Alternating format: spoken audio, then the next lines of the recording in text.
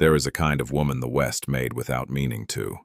Not the kind the songs remember, not the kind with a name carved into anything, just a woman who woke before light, who kept the fire going, who asked for very little and received less, and who learned across the years to find a quiet kind of sufficiency in that. Willa Crane was that kind of woman. And on a Tuesday morning in the autumn of 1883, she did something so small it would have been invisible to anyone watching. She left a cup of coffee on a man's fence railing and walked back inside without knocking. The man's name was Thomas Aldred. He had come to the valley 6 months before, following the death of his brother, to take on a ranch that wanted more than he had to give it. He had 2 daughters and a grief he did not speak of, and he moved through his days the way a man moves when he is carrying something he has decided not to put down. The town of Harlan's Crossing knew his situation. They regarded it with the particular sympathy that costs nothing. They brought casseroles the first week and then, as towns do, they returned to their own concerns. But Willa had noticed the lamp burning before dawn. She had noticed it for 11 days before she did anything about it. She was not a woman who acted without thought, and she was not a woman who confused kindness with intrusion. She knew the difference between a man who wanted help and a man who simply had not slept. She left the coffee. She did not wait to see if he drank it. Some things are too careful for explaining. What grew between them did not grow the way people imagine such things grow. There were no declarations. There were no stolen glances across a crowded room. There was a porch step that needed fixing and a child who kept appearing at the wrong door, and a supper that somehow stretched to include 1 more plate, and then 2, and then became, without ceremony, a thing that simply happened every evening. The 2 daughters, Clara and Ruth, had a way of making decisions that the adults around them had not yet arrived at. Children often do. And so this is the story of a Tuesday morning cup of coffee, and what it became by the first frost of November. It is not a loud story. It does not need to be. The best ones rarely are. Willa Crane had lived in Harlan's Crossing for 19 years, and in all that time she had never once given anyone cause to talk about her. That was, she had come to understand, its own kind of accomplishment.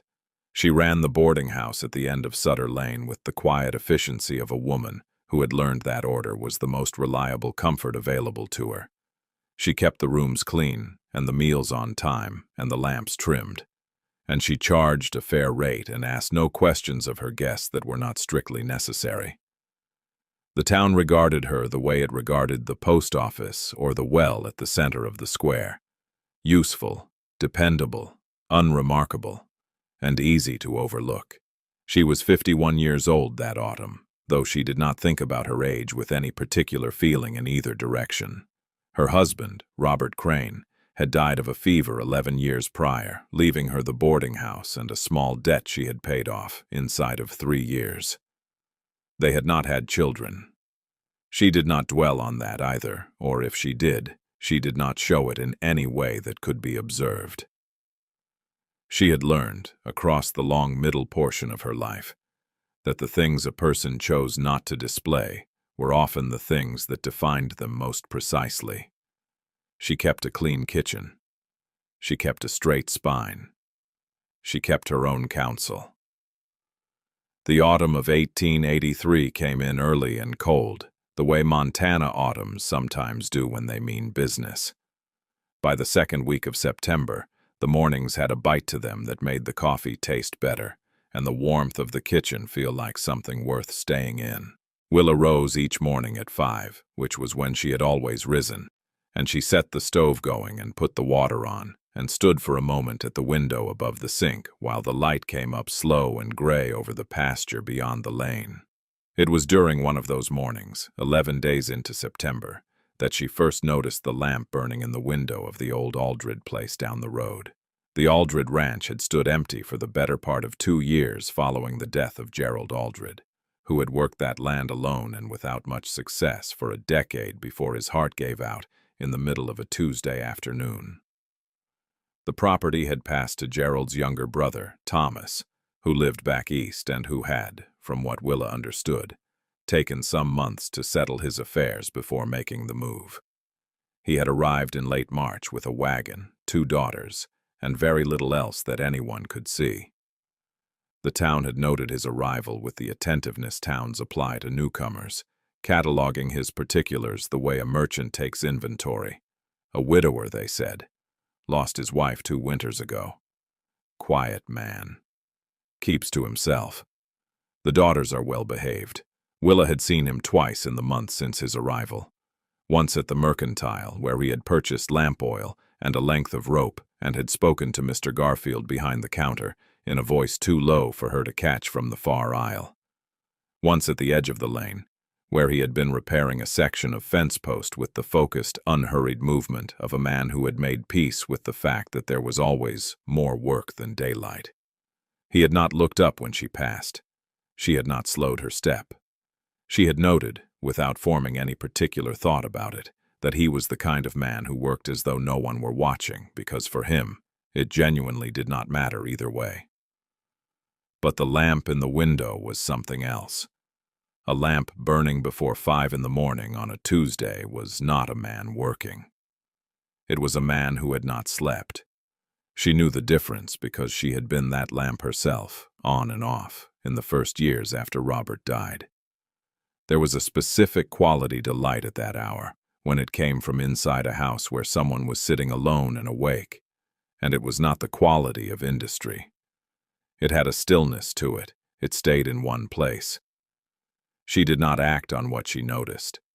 Not that morning and not for 10 mornings after.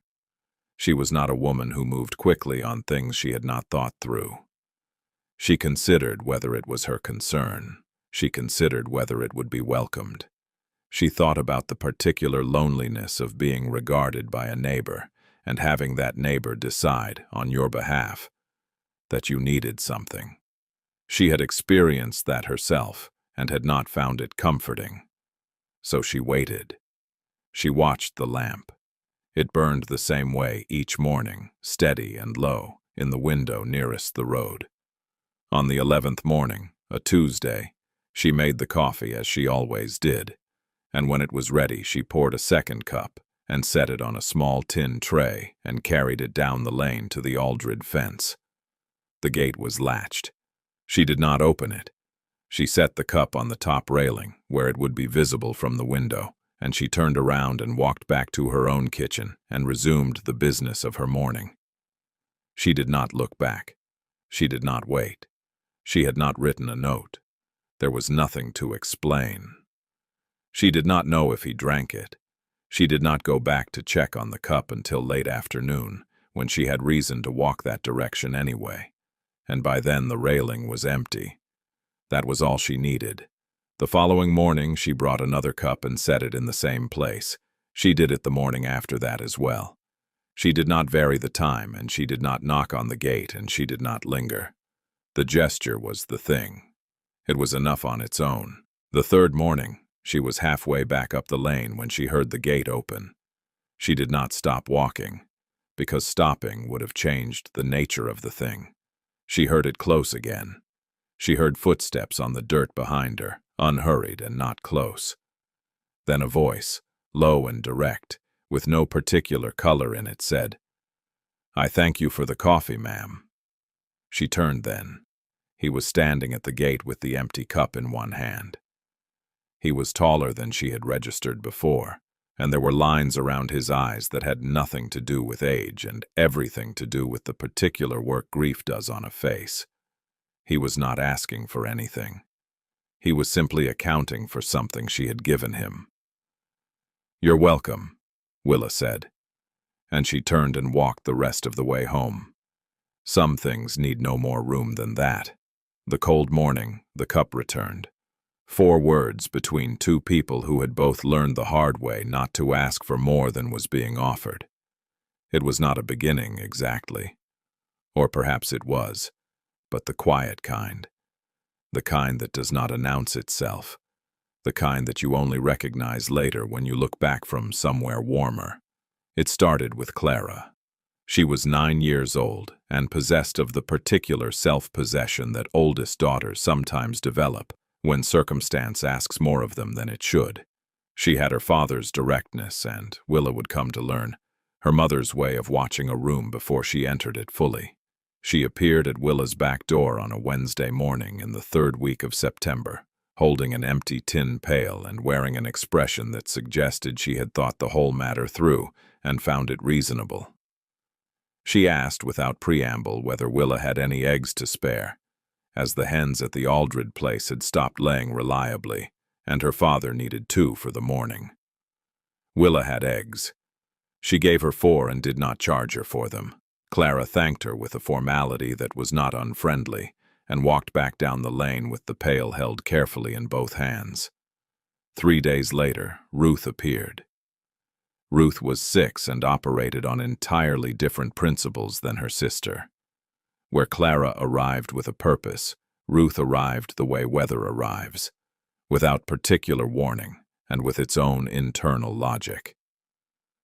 She knocked on the front door instead of the back, which was not how the neighbors came. And when Willa opened it, Ruth looked up at her with the frank appraisal of a child who has not yet learned to make her curiosity less visible. She said she had come to see the orange cat. Willa did not have an orange cat. She had a gray one, named nothing in particular, who sat on the porch rail in the afternoons. Ruth considered this information, and then said that would do, and Willa, after a moment, stepped aside and let her in.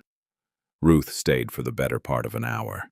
She sat with the gray cat in the front room and spoke to it in a low and serious voice about matters Willa could not quite follow from the kitchen. She accepted a molasses cookie without being asked if she wanted one because she had seen them on the cooling rack and had pointed at them in a way that left little room for misunderstanding. When Thomas came to the door, quieter than Clara had been, with his hat already in his hands, Ruth was still in conversation with the cat and showed no immediate inclination to conclude. He stood in the doorway and looked at his younger daughter with the expression of a man who had accepted that some forces were not worth contending with. He said he was sorry for the inconvenience. Willa said there was no inconvenience. There was a brief silence of the kind that is not uncomfortable, and then Ruth decided she was ready to leave, and they went. After that, the girls came in pairs. They came on afternoons when their father was out working the far pasture, and they came with the quiet confidence of people who have identified a place where they are welcome and intend to make use of it. Clara would help without being asked, folding linens or carrying kindling in from the porch with the focused competence of a child who had been doing useful things since before she should have had to. Ruth would find the cat and conduct her ongoing discussions with it, or she would sit at the kitchen table and watch Willa work with the patient attention of someone studying a thing they mean to learn. Neither of them spoke much about their mother. Neither of them spoke much about their life before Montana. They were, in that way, their father's daughters. Thomas came to retrieve them each time, and each time he stayed a little longer than the time before. Not by much. It was not the kind of lengthening that announced itself. The first time he came inside, it was because Ruth had misplaced her left boot somewhere in the front room, and a search was required. The second time, Willa had started supper, and the smell of it was plainly in the air, and she asked, without making anything of it, whether they had eaten. They had not. She set 2 more places, and Thomas sat down at her table with the particular care of a man who is aware he is accepting something and does not want to accept it carelessly. He ate what she put in front of him. He complimented the biscuits once, directly, and did not repeat himself. He helped Clara with her coat when they left and told Willa, at the door, that she was kind. She said it was only supper. He nodded as though that were exactly right, and they left. The town noticed, as towns do.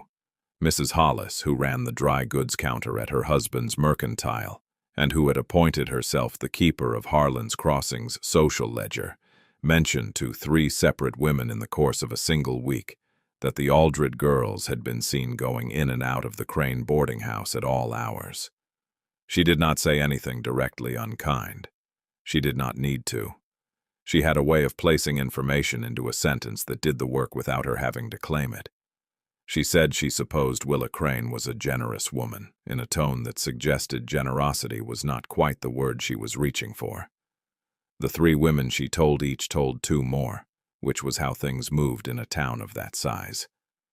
Willa heard about it eventually, the way you hear about everything in a small place, sideways, through a gap in a conversation that was not meant for her. She was at the mercantile herself when she caught the edge of it, enough to understand the shape of what was being said.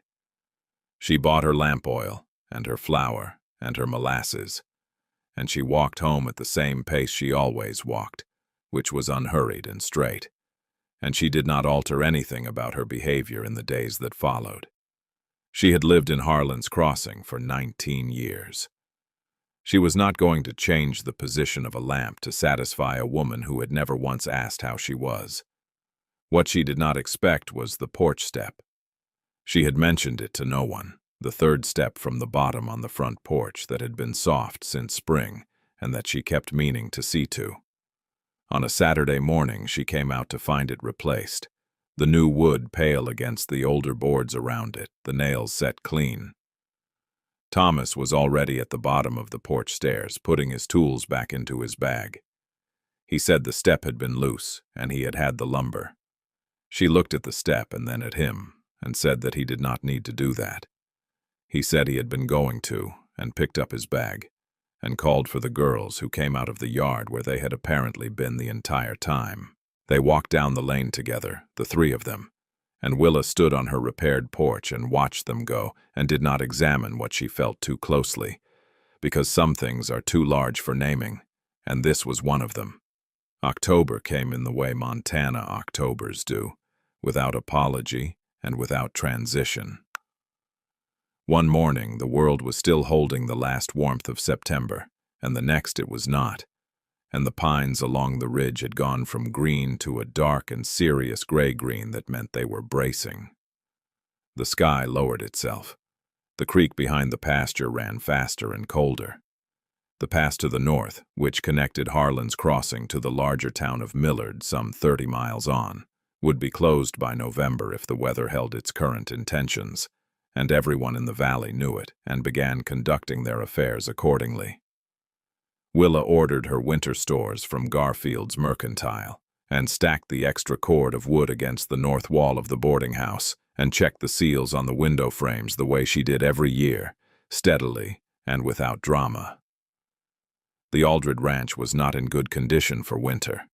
This was not a secret, and Thomas was not unaware of it. The roof on the smaller outbuilding needed work, and the window in the girls' room had a gap in the frame that let the cold in at the corner, and the stores of feed for the 2 horses were not what they needed to be for a hard season.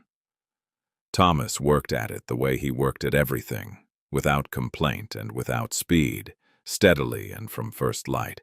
The way a man works when he knows the list is longer than the days available, but has decided that knowing it does not excuse him from beginning. Willa could see the smoke from his stovepipe each morning, thin and straight in the cold air, when she stood at her kitchen window with her coffee. The girls still came.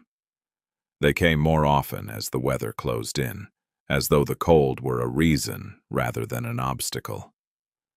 Clara had taken to helping Willa with the bread on Thursday afternoons, working the dough with a seriousness that Willa found quietly remarkable in a child of 9. She did not chatter when she worked. She paid attention to what her hands were doing and asked questions only when she needed to, which was the mark, Willa had always thought, of a person who was actually trying to learn something rather than simply filling silence. Ruth continued her relationship with the gray cat, which had by now become a matter of daily necessity, at least as far as Ruth was concerned. The cat's opinion on the arrangement was harder to read, though it had stopped leaving the room when Ruth entered, which was something. It was on a Thursday in the 3rd week of October that it happened. Supper had gone long, the way it sometimes did when the evening was cold enough outside to make the warmth of the kitchen feel like a thing worth prolonging. Thomas had stayed without discussing whether he would stay, and Clara had set the table without being asked, and Ruth had eaten everything on her plate, and then some of what was on Clara's, and the whole of it had had the quality of something that had been occurring for a long time and had simply forgotten to feel new. Willa had made a molasses cake, which she did not make often, and Ruth had eaten 2 pieces and shown no remorse about it. The lamp on the table burned low and steady. Outside, the wind had come up and was moving through the pines along the property line with a sound like distant water. Willa was clearing the plates when Ruth tugged at her sleeve. Not urgently. The way a child tugs when they have something to say, and have decided the time has come to say it and do not see any reason to wait further. Willa looked down at her. Ruth's face was entirely open, the way 6-year-old faces are when they have not yet learned the value of concealment. She said, "Will you stay here always?" Willa was still holding 2 plates. She did not set them down immediately. She looked at Ruth and then, without meaning to, she looked at Thomas, who was sitting at the far end of the table with his hands around his coffee cup, looking at the surface of the table as though it required his full attention. Clara, beside him, had gone very still, in the particular way that older children go still when they are pretending not to be listening to something they are listening to very carefully. Willa set the plates down on the counter. She turned back to Ruth and said gently and without rushing, "I live here, Ruth." Ruth considered this. She shook her head once, not impatiently, but with the precision of a child who means something specific and wants to be understood. "I mean with us," she said, "at our house." The kitchen held the words for a moment, the way a room holds the sound of something dropped, present, and then settling into a new kind of quiet. Thomas did not look up from the table. He did not speak. Clara, beside him, folded her napkin once along a crease that did not need folding. Willa did not answer right away, and no one pressed her to. That was the quality of the silence in that room, on that evening. It was not a demanding silence. It was simply the space a question makes when it is an honest one. She said finally that she was sure they would talk about all of that when the time was right, which was not a yes and was not a no. And Ruth appeared to accept this with the equanimity of a child who has already accomplished the main thing, which was the saying of it. Thomas stood up then and said it was late and began helping Clara with her coat, and his voice was even and his hands were steady, and he did not look at Willa with anything that could be named. At the door, the girls went ahead down the porch steps, and Thomas stood for a moment in the doorframe with the cold coming in past him. He said her name once quietly. "Miss Crane." She looked at him. He was not a man who used a great many words, and in that moment he appeared to have even fewer than usual available to him. He looked at her the way a man looks at something he is trying to place, something he recognizes but cannot yet put a name to. Then he put his hat on and said good night and went down the steps after his daughters. Willa did not sleep well that night. She lay in the dark and listened to the wind in the pines and thought about the way Ruth's face had looked, open and certain, with none of the hesitation that adults accumulate over years of being disappointed by the things they have reached for. She thought about Thomas at the end of the table, the hands around the coffee cup, the long look at the wood grain. She thought about the kitchen door hinge he had fixed in September, the porch step in October, the way Clara folded a napkin along a crease she already knew. She did not draw conclusions. She simply held the pieces and let the night move around them, and eventually, toward morning, she slept. The first hard frost came on a Monday, which was earlier than anyone had expected, and later than the clouds had been threatening for 2 weeks. Willa woke to find the window glass furred white at the corners and the pump handle cold enough to sting through her gloves.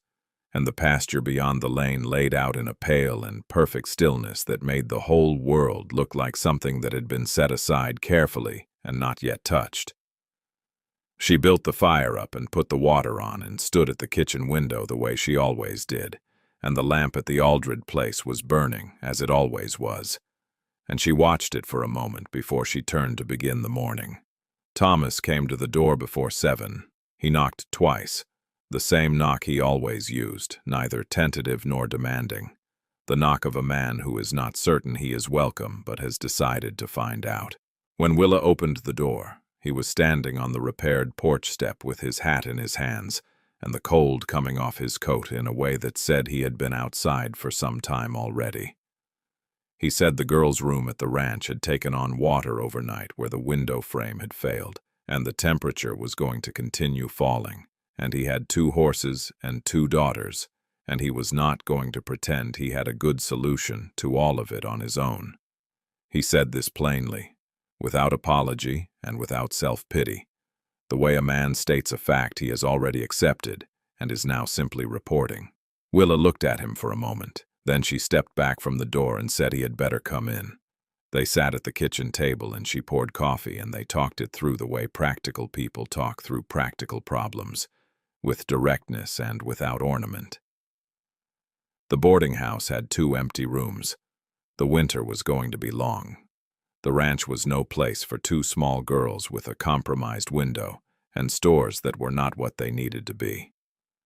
Thomas listened to what she said and did not interrupt and did not argue.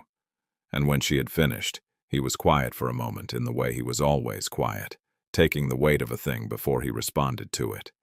Then he said he did not want to impose on her livelihood. She said the rooms were empty and winter was coming, and that was the end of the imposition question as far as she was concerned. He looked at the table. He looked at her. He said he was obliged to her. She said he could start by bringing the horses around before the temperature dropped further, and he put his hat on and went to do exactly that. The girls arrived by mid-morning with their things in 2 satchels and the gray cat, which Ruth had apparently decided was coming, regardless of anyone's position on the matter. Clara carried her own bag and held the door for her sister and looked around the front room of the boarding house with careful eyes, taking inventory the way she always did, measuring the place against whatever she was carrying inside her. Ruth walked in as though she had been expected, set the cat down on the braided rug near the hearth, and announced that she thought they would be comfortable here. Willa told her she was glad to hear it, and Clara, behind her sister, allowed a small and private smile that she did not quite hide in time. They settled into the rooms on the upper floor, the 2 girls sharing the larger one with the south-facing window that caught the afternoon light, and Thomas taking the smaller one at the end of the hall that had been empty since a traveling surveyor had stayed 3 winters past. He brought very little with him: a wool blanket, a leather satchel, his tools in a canvas roll that he stored in the lean-to without being asked. He was a man who took up exactly the space he needed, and not a fraction more. And he moved through the boarding house with the same careful regard he had shown from the beginning, as though he were aware at every moment that the place was not his and was conducting himself accordingly. Willa noticed this. She did not remark on it. Some things are better honored by silence than by speech.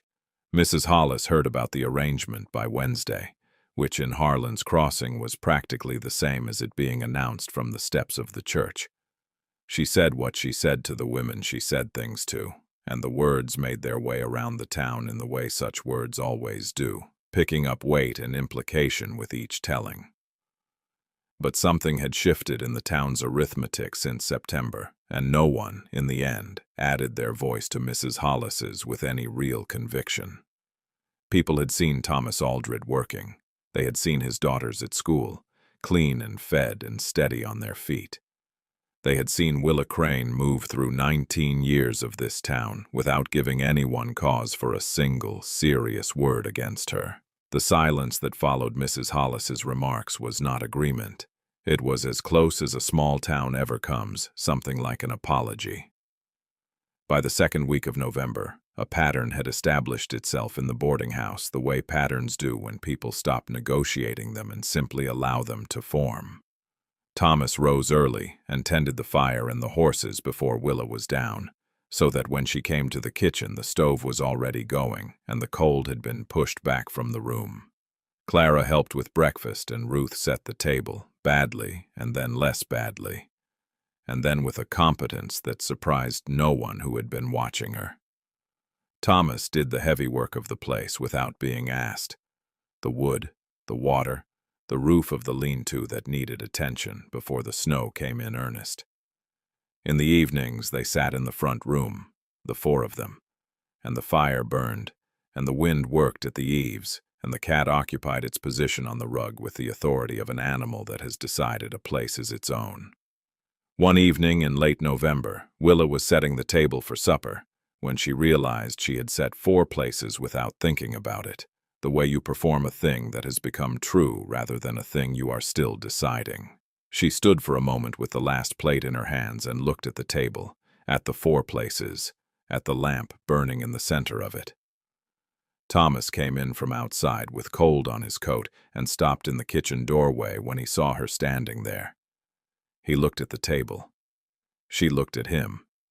Neither of them said anything, because neither of them needed to.